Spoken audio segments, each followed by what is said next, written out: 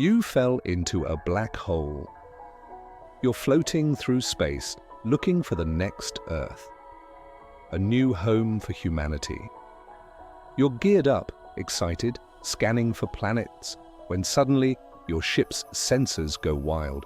You've just found a black hole. And instead of turning back like a sane person, you think, why not check it out?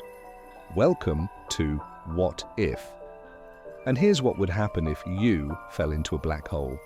First off, don't let the name fool you. A black hole isn't some cosmic vacuum cleaner or a dark hole in space. It's actually a mind-bending monster. An insane amount of matter crushed into an impossibly small space. Think of the sun.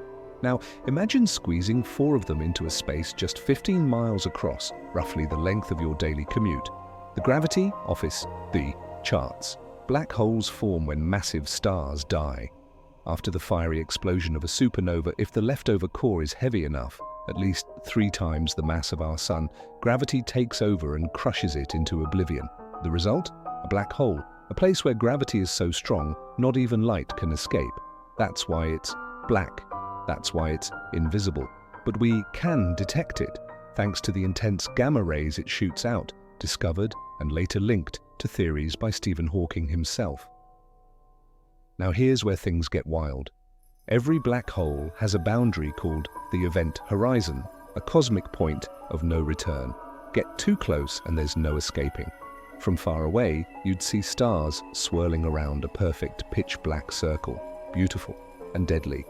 As you fall toward it, gravity starts working overtime. You accelerate, fast. And if you're falling feet first, your legs get pulled harder than your head. This is called spaghettification. Yeah, you heard that right.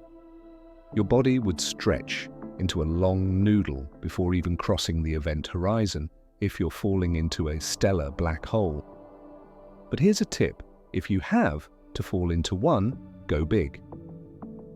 Choose a supermassive black hole. Millions or even billions of times heavier than our sun.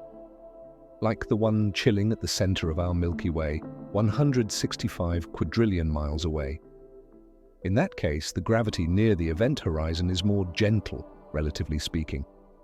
You might cross the edge without being torn to spaghetti at first. Inside, that's where physics breaks down.